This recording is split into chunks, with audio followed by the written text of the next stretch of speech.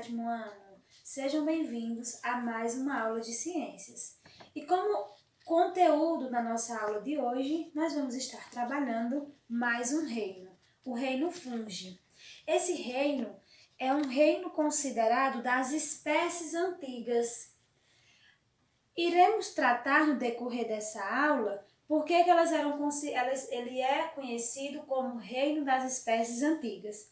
Então vamos iniciar e dar continuidade aos nossos reinos. E o reino de hoje é o reino fungi. Quando a gente fala em fungi, o que vem à nossa mente? Fungi, fungos. Muito bem, vamos falar um pouquinho sobre os fungos. Quem de vocês alguma vez já esqueceu um pedacinho de bolo dentro de uma bacinha, dentro da lancheira, ou até mesmo no recipiente em casa? E quando você retornou, estava cheio de pontinhos verdes, tipo mofo. Muitas vezes isso acontece também com pão, quando fica por muito tempo armazenado dentro de uma sacola. Ou até mesmo aquela roupa que fica no guarda-roupa, guardada por muito tempo. Quando você vai pegar ela tá com aquelas manchinhas e também com um cheiro forte. Quando você abre o guarda-roupa assim, chega a dar aquela vontadezinha de espirrar. Saibam, meus amores, que essas alterações, elas acontecem por causa dos fungos. São os fungos que causam todas essas alterações nesses alimentos e objetos. Então, vocês já devem também ter ouvido falar sobre os cogumelos, né?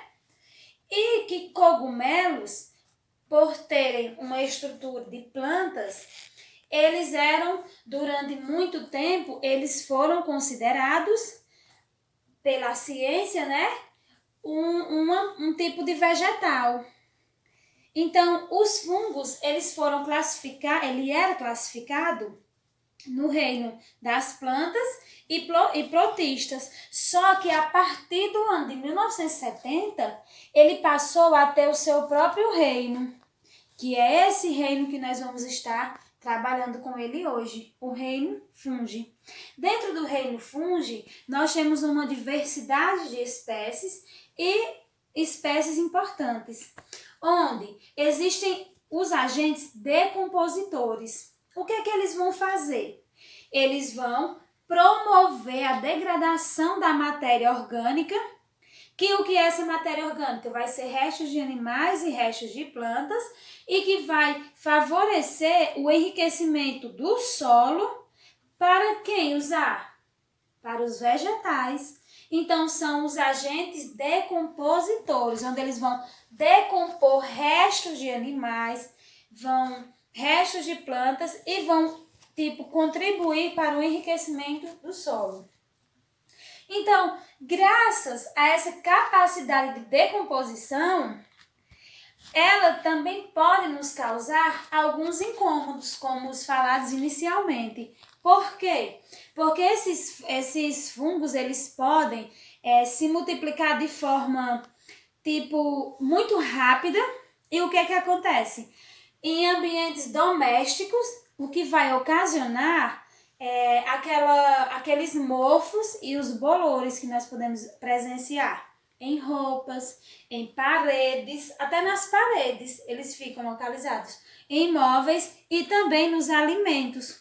Por exemplo, às vezes você deixa uma tangerina por muito tempo na fruteira.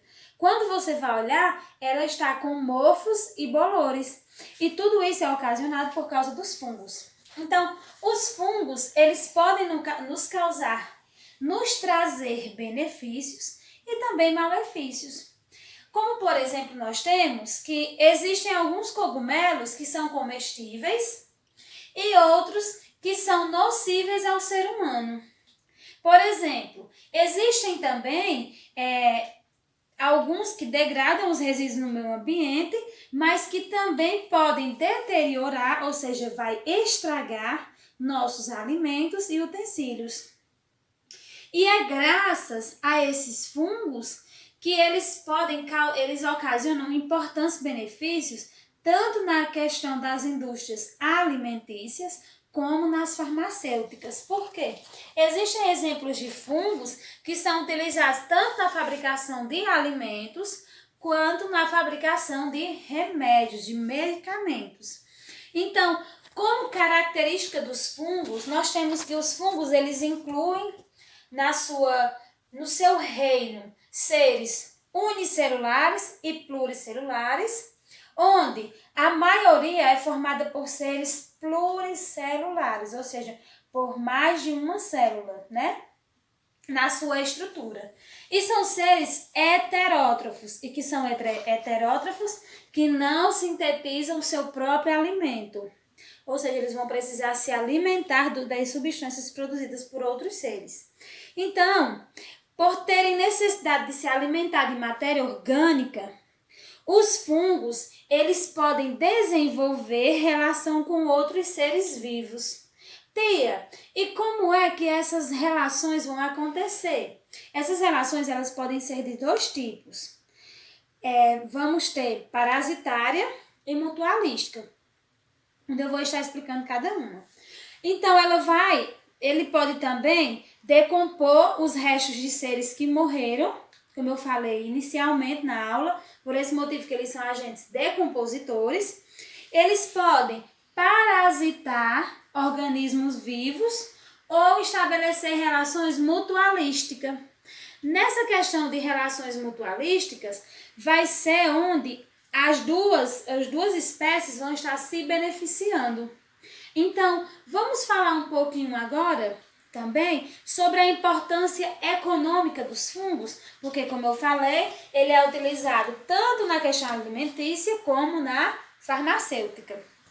Então, as leveduras são exemplos de fungos que são do tipo unicelulares. Elas podem ser utilizadas na produção de pão e na fabricação de bebidas, como por exemplo o vinho. O vinho ele vai ser obtido através da fermentação do mosto de uva, que vocês já sabem que o vinho ele é produzido através de esmagação das uvas, né? E através de um processo onde envolve a levedura, que é um tipo de fungo, a produção do vinho.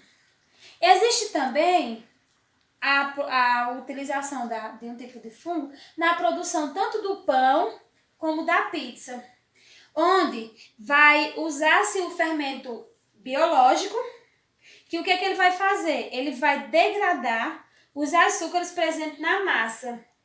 Que massa é essa? Na massa de farinha de trigo, onde vai liberar, então, o gás carbônico e vai fazer com que aquela massa consiga crescer. Então, tudo isso é a contribuição dos fungos nos alimentos.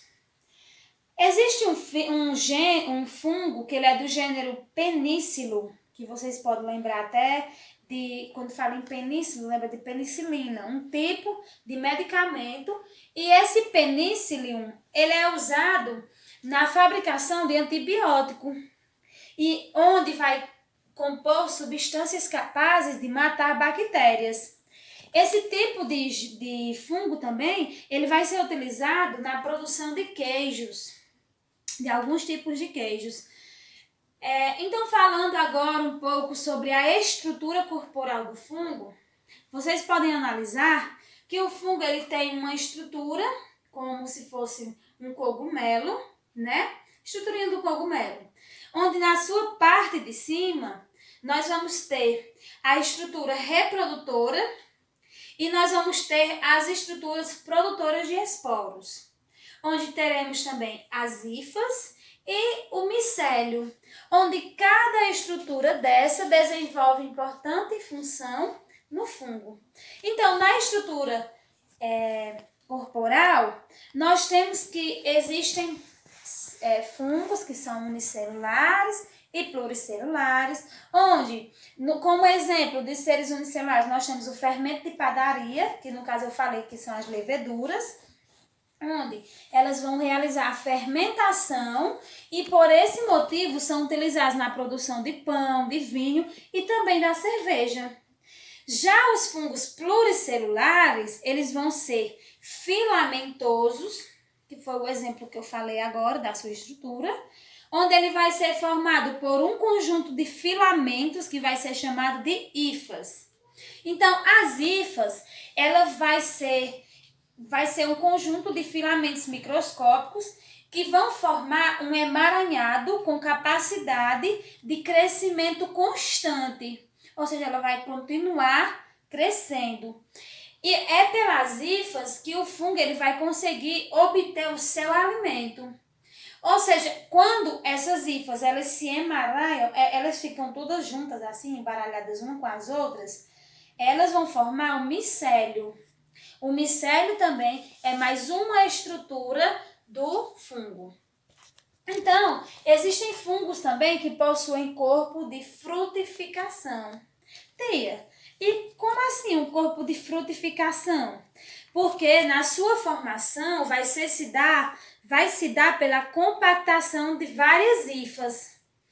Quando você analisar, por exemplo, essas hifas, essas estruturas, elas vão surgir fora do solo, como os cogumelos e a orelha de pau. Esses dois exemplos, a orelha de pau, vocês já devem ter visto, que a orelha de pau, ela fica, nós podemos ver, né, nessa imagem, que nós temos a árvore e a orelha de pau está presente na parte exterior. E essa formação, ela se dá pela compactação de várias hifas, estrutura que compõe o fungo. A parte do cogumelo, que vai se assemelhar ao guarda-chuva, é o chamado corpo de frustação. Essa é a nomenclatura que aquela parte da partezinha de cima recebe. Então, o corpo de frustação, ele vai ser muito importante na reprodução dos fungos. Por quê? Pois é a partir dessa estrutura que são liberadas células reprodutoras, os chamados esporos. Vocês podem analisar que no finalzinho de cada estrutura tem os produtores de esporos. Então, essas hifas, quando são filamentosas, elas vão se espalhar sobre todo o solo, podendo aflorar dele na forma de estrutura reprodutora, ou como podemos citar o nome, corpo de frutificação, e onde vai surgir esses esporos. Quando esses esporos surgir, o que vai acontecer? Eles vão cair no solo, onde vão gerar outros tipos de fungos, vão nascer outros fungos. Então, os esporos que caem no solo úmido, por quê? Porque ele vai precisar que o solo esteja úmido e preparado para que ele possa crescer. Vão originar novos fungos. Quando nós falamos sobre a nutrição, como já foi mencionado, eles são heterótrofos, né? Ou seja, eles não vão conseguir produzir seu próprio alimento, então vão precisar de se alimentar de outras substâncias. E eles vão usar uma variedade de alimentos. Ou seja, os fungos, eles não vão se alimentar apenas de um tipo de alimento. Eles têm uma variedade de várias fontes, onde vai desde matéria orgânica a cadáveres de animais e plantas. E eles podem se alimentar também até de organismos vivos. Então, com os organismos vivos, a relação pode ser tanto mutualística quanto parasitária, como eu mencionei anteriormente. Onde, na parasitária, o que acontece? O fungo, ele pode atacar o organismo vivo e está causando doenças. Já na mutualística, como eu falei, vai beneficiar ambas as partes. Então, vamos conhecer agora como se dá a alimentação dos fungos. Como será que ele ingere seu alimento? Por quê? Porque nós sabemos que o fungo ele não é capaz de realizar ingestão de alimentos, né? Então, o que é que ele faz? Ele digere o alimento fora do seu organismo. Através de que estrutura, tia? Através do micélio. O micélio, ele vai produzir enzimas digestivas que vai ter a capacidade de digerir aquele alimento que vai servir de fonte de energia para os fungos. Só que essa digestão, ela não vai ser realizada dentro do fungo. Ela vai ser realizada fora. E o fungo, ele vai absorver os resultantes desse processo. Então, essas enzimas digestivas, elas vão estar, trabalhando nesse alimento e depois o fungo ele vai absorver esse alimento para si. Então, falando agora um pouco sobre a reprodução dos fungos, nós temos reprodução sexuada e assexuada. Na reprodução assexuada, nós temos a forma mais simples. Por quê? Porque nós temos dois exemplos. Nós temos a forma de brotamento e a forma de fragmentação. Então, nos fungos unicelulares, como por exemplo as leveduras, que é o fermento de padaria, como por exemplo, então vai ocorrer o processo de brotamento, como vocês podem analisar na imagem. Nesse processo, o que vai acontecer? A partir de um fungo unicelular, vai surgir uma nova célula, ou seja, essa célula é chamada de broto. Esse broto, ele vai se separar, né, como vocês podem ver, e vai dar origem a um novo indivíduo.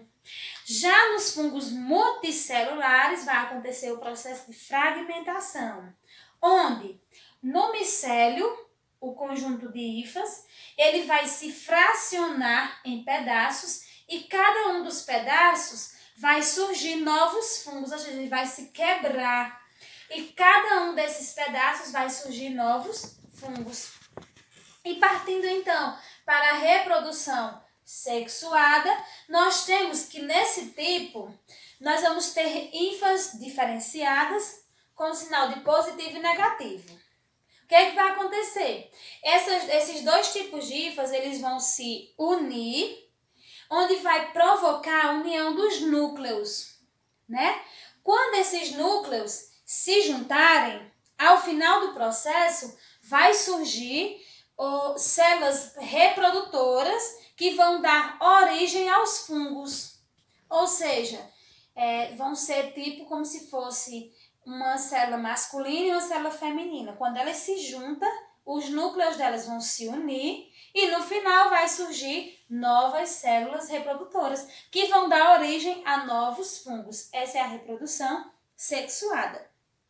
Então, meus amores, essa foi a nossa aula de hoje. Eu espero que em cada explicação vocês possam estar analisando as gravuras disponíveis na videoaula para facilitar a compreensão de vocês, né, e a visualização de cada parte que Tia está apresentando. Então, como atividade de casa, vocês têm no livro páginas 149 a 151 e eu estarei à total disposição de vocês. Podem mandar mensagem, podem mandar as dúvidas e as fotos das realizações das atividades. Então, meus amores, essa foi a nossa aula de hoje. Beijo no coração de cada um, abraço, fiquem com Deus e até a próxima aula.